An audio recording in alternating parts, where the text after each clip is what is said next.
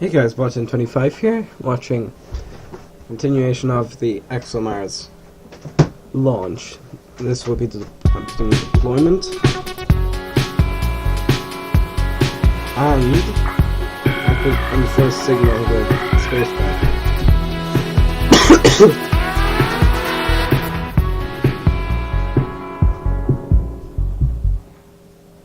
Yes, eh. We have this again. I'm not exactly sure which spacecraft made these 3D maps, shall we say. You know, it's kind of awe-inspiring to think that these are really en masse and these are not just from some designer's head.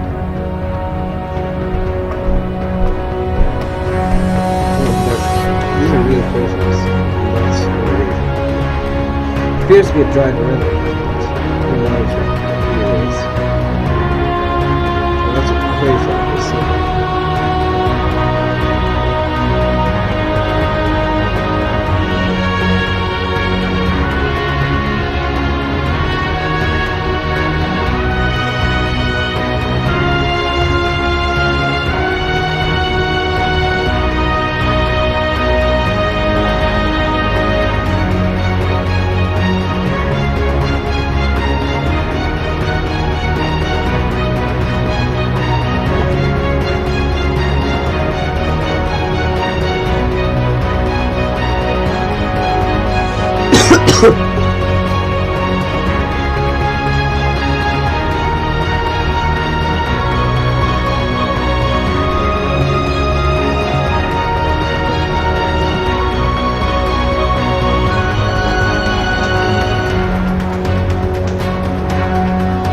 Okay, now he's something flying on Mars. Good evening, ladies and gentlemen, and welcome back to the European Space Operations Center, ESOC, here in Darmstadt, Germany. I'm Monica Jones, and I have the great pleasure to guide you through this short but very important evening program. Been an exciting day, and it's really good to see you all still here. Now, as you remember, this morning we witnessed and we broadcast the launch and the early flight of ExoMars, the very first joint space mission to Mars of the European Space Agency, ESA, together with the Russian Space Agency, Roscosmos. And at this point, I would like to say a very special hello to the Russian Space Operations Center, ZUP, in Moscow. I believe quite a few people there who are involved in this project are actually watching us right now. So, good to have you here with us. Now then, some 12 hours ago, it has been a long day.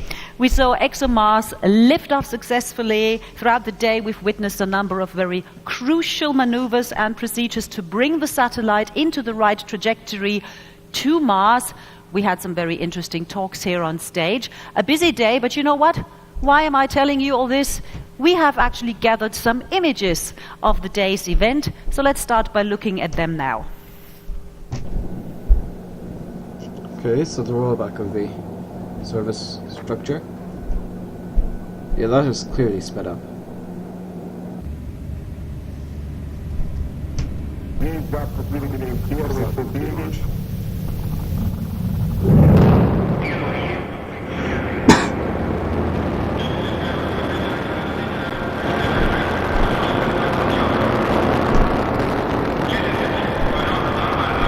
So this is the first time I've seen Photon launch broadcast outside either Selkie, that's how you pronounce it, or ILS-launch.com. Okay. Okay, that was not visible.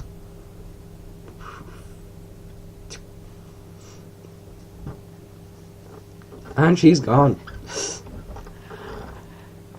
So this is what happened until now, the very important bits. But this evening, we have a very, very crucial moment as well. That's why we're here.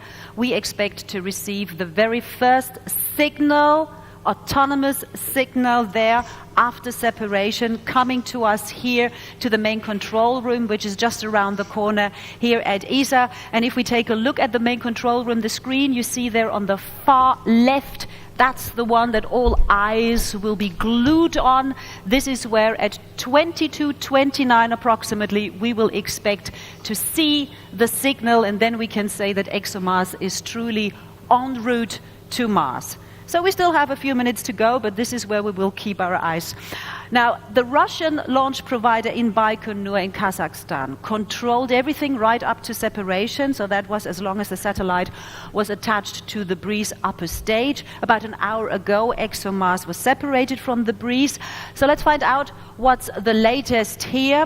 Let's cross over again to the main control room to Michel Denis. He is ESA's ExoMars flight director, and he can tell us a bit more about the current status. Michel, it's good to see you here. Tell me, by now you should have received a confirmation of the separation from Russia. Where exactly are we up to?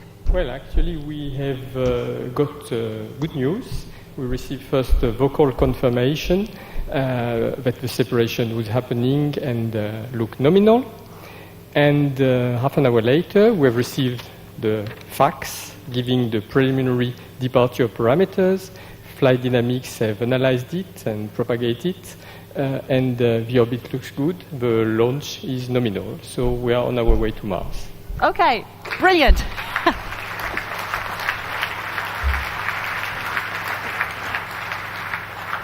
That's wonderful. Don't know if you can hear it. People are applauding. That's great. Now that we know where the satellite is, what's the next step?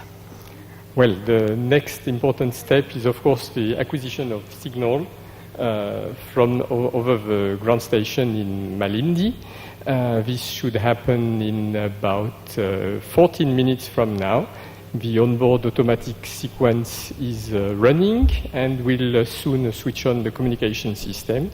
So in 14 minutes, we should see a signal on the screen up there and start receiving telemetry on our control system if the spacecraft has done all its job properly. Is there anything that still needs to be done, like small corrections? I mean, the separation here happened far out in space. How do you know it all worked the way it should? The colleagues from Flight Dynamics will confirm this in the next few hours, but at the moment there seems no need for correction. Okay. And what happens, I think the breeze upper stage, it's separated, but it's still following the satellite, right? There is a certain system that will ensure that nothing will happen to any planets that happen to be in the way. Yes, for planetary protection, the breeze, which is of course under control of the Russian colleagues, is then deflected such that it doesn't impact any planet and of course doesn't impact the TGO. Okay, so we even keep an eye on that, planetary protection during this mission. Well, Michel, Denis, thank you so much for the moment. Of course, we'll catch up with you later again when we expect to get that signal. Okay, thank you so much. Thank you. So, ladies and gentlemen, that was a very, very important step in this mission. Satellite's been released. It is on the right track to Mars, and ESA has taken control. Okay, we still have a few minutes, as we just heard. In the meantime, let's just recap what this mission is about and what its three main objectives are. First of all, the orbiter will become the new communications satellite around Mars, ensuring that all future landers and rovers will be able to communicate with the Earth. Then the lander itself, it will test the latest landing technology under very, very severe circumstances, as we heard earlier today. And both the orbiter and the lander will examine the Martian atmosphere. They will search for water, for methane, for other trace gases, and they will also keep a very close eye on weather conditions on Mars. So this is a very busy, a very important mission, certainly, with lots of interesting data and science. And science is actually the cue here. I'd like to talk a bit more about that, and I've got just the right person for it. Mark McCaughrean, Senior Advisor to ESA's Director of Science. Mark, welcome on stage. Good evening, Monica. Good evening, everybody. Yes, don't hesitate. Don't you hesitate. Mark, I know you always have a very specific view on things, and I'd like to know your very personal take on ExoMars. It's an amazing first step for us in Europe. It's been 13 years since we went to Mars with Mars Express. So it's an amazing first step along the rest of the path. We're going now with this amazing machine up here with the lander and with the orbiter. And the next mission is the rover to start digging under the surface and look further in. And of course, the long-term aim for our program is bringing samples back from Mars. Beyond that, of course, it's always about humans. When will humans go to Mars? Right. Will we do that in the next 20, 30 years? That's sort of always been out there. And what's the purpose? Is it for science? Is it for exploration? Is it for inspiration? Or as some would say, is it to save the human race by getting us to be a multi-planet species? Now, of course, we heard a lot about the search for life on something other than Earth. What if we do find traces of life? I mean, what does this mean? Well, we know that there's life on this planet, we think. Intelligent life, maybe. But is life a universal phenomenon? Has it actually existed, been generated elsewhere in the universe? And the first place we can look is our own solar system. We can look at planets which are rather similar to ours. And of course we're doing that on Mars. It's the planet which has the most similarity long-term historically. But also, there's this sort of weird thing we haven't talked about at all today, is the possibility that the life on Mars is the same as the life on Earth, because there's crosstalk between the terrestrial planets in the sense that asteroids, big objects, hit our planets, spew material into space. I mean, we're spending a lot of money going to Mars, but many in the people in this room, the science community and the engineering community, will already have held Mars rocks in their hands. And they found them here on Earth. They found them here on Earth, exactly. And there's crosstalk the other way. So there would be others who would say, well, okay, if we find life on Mars, does that really prove that it's unique?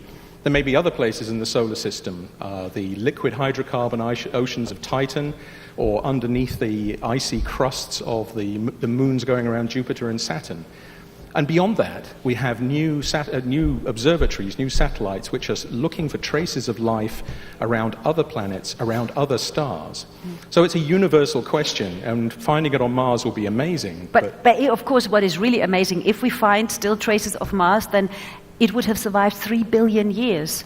Well, we have very, very ancient life forms here on the Earth, which have they found their ecological niche very early on, and they haven't changed since. Why would they, if there's no pressure on them to change? So if there is an ecological niche on Mars which has persisted under the surface, they could be there. Okay, apart from this very obvious science and the data, the proof that we could eventually find there, these traces of life, what do you think, or what do you hope, what impact can a mission like ExoMars have on our society, on our world? Well, again, there is this idea that, if there was a major asteroid impact on the Earth or a major supervolcano event, that humankind is vulnerable. And it is on long-term scales. We know of these big events in the past.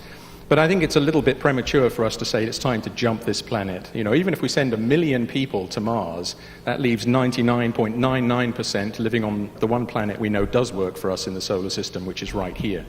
And, I don't want to bring too much of a downer on proceedings, but we have problems on this Earth. We have problems with global climate change, we have problems with the resources, with energy, and we need to solve those problems for the human race. We need clever people who can do that. We need clever people, and the way that we can, I think, play a key role from these amazing missions is inspiration. Right. We need kids to come into science, technology, engineering, and maths. We need them to know that 2 + 2 = 4, regardless of which government's in power currently. We need that. We need people who are inspired by what we're doing, the cool stuff we're doing today, because this is where we live. We may have a future elsewhere in the universe, but today, this is where we are. And of course, science always implies that it actually works. But science also has to live, and everybody knows that, with failure. How can you inspire with failure? Well, it seems weird, right? But again, everything that we do in the science program and exploration has to be close to the edge. If it's not that close to the edge that we're able to see over the edge and take the risk of seeing over the edge, then maybe we're not doing the most exciting stuff. And occasionally we'll have failures, and we can learn from those failures. Everybody remembers little Philae going down to the surface of the comet and having a bit of an excursion. We've learned a lot from that, and hopefully that won't happen next time when we do something like this. It inspired a lot of people. I know that from personal experience. Mark McCaughrean, as always, very good to have you on stage. Thank you very much. Thanks very much.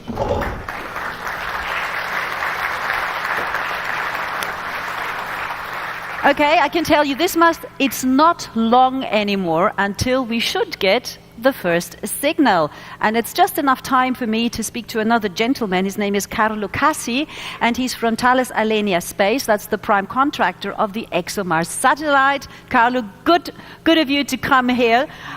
You come over from the project room, of course.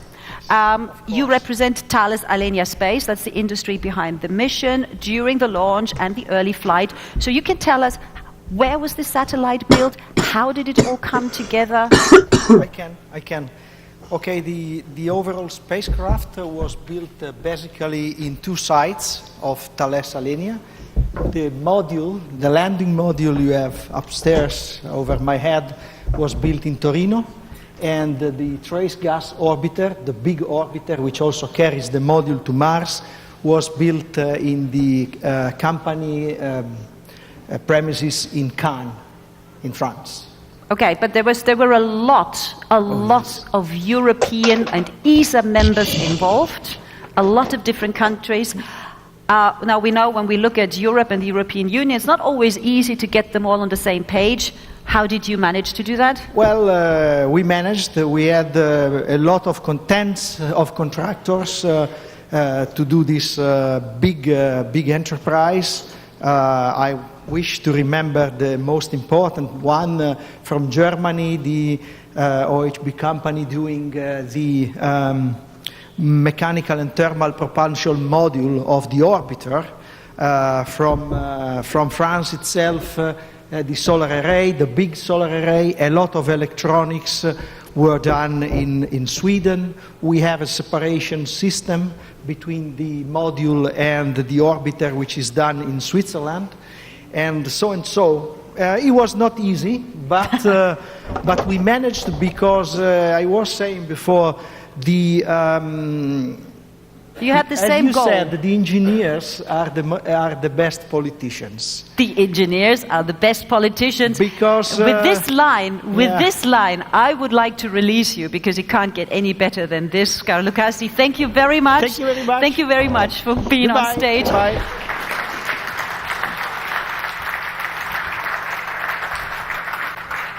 And of course, I'm moving on swiftly because we are nearing this crucial point, the moment of truth right now. The control team here at the European Space Operations Center is pointing the antenna to the sky in order to be ready to pick up the signal from ExoMars as it's passing on the horizon.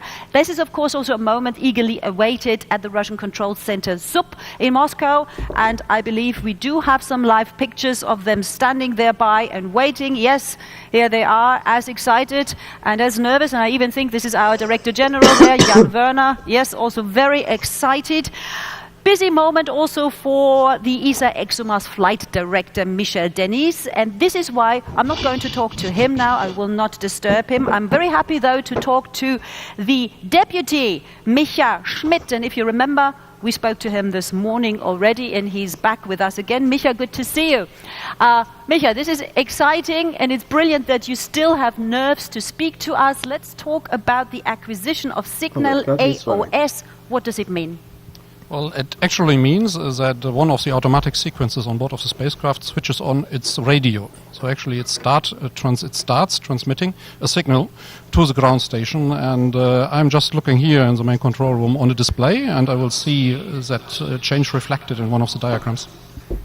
Okay, we could hear just the very end of what you said. I know we're waiting for the signal, but would you mind repeating that again, because we missed the rest. We did have a sound problem. Okay, I hope it's getting better with the spacecraft. So what we are waiting for is that an automatic sequence on board will switch on the radio of the spacecraft, and then we would see the signal in one of our ground stations, which is Malindi. I'm looking at a display here in the main control room and would see this change reflected in the diagram. Exactly. We've pointed at that screen already. How far away is ExoMars at the moment? Do we know? Well, it's about 30,000 kilometers, and therefore actually Malindi, which is a 2-meter dish, is just suited for that. It's good.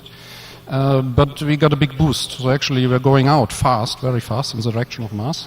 And in about 2 hours, we need to switch to a bigger ground station. So we will pick one of our 50-meter dishes, which will be Maspalomas. All right. What does this first signal exactly tell you when we get it? Well, first of all, we see that the spacecraft is alive, as it should be. And then we can follow what is just going on in this very moment while these automatic sequences are ticking away. So one of the points would be that the radio is switched on, otherwise we wouldn't see the signal, but at the same time also we are going to deploy the solar arrays such that the power supply is being delivered. And that should happen around this time we get the signal, so we can follow this and we can follow also the movement of the spacecraft being initiated by this. All right, and I can tell everyone is getting a bit more nervous. It's on your fingertips. You want to see action now, which is why, Michael Schmidt, I will release you now. Thank you very much. We'll be quiet for a moment and watch and see what happens. Thank you very much.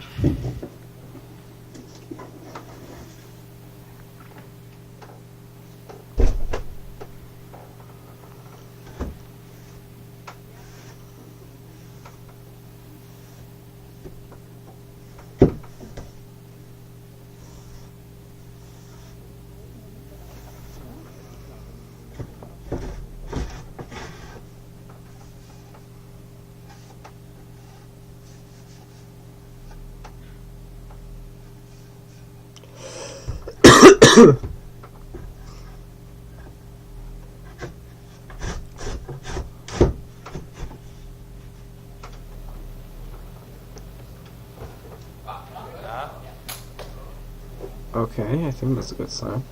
And we're getting 3 spikes.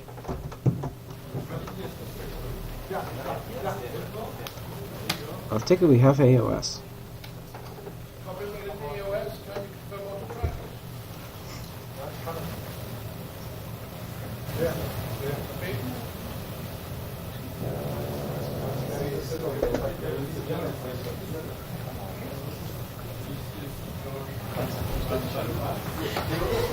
We are just waiting for the first telemetry to come in. As soon as the decoding... Oh, the signal is better. The signal is better. Yes. Yes. Yes. And? OM, can you give us telemetry? It's modulated. Yes. Yes. Very signal, very signal. The spacecraft is there, and it goes to Mars.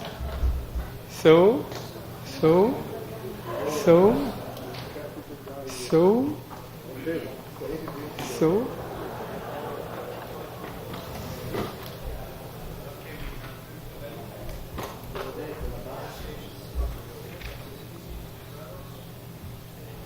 Yes.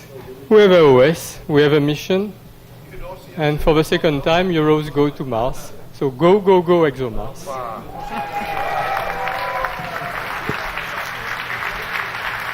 Well done, we have AOS. I'm going to do this video here. I'm Martin. Goodbye.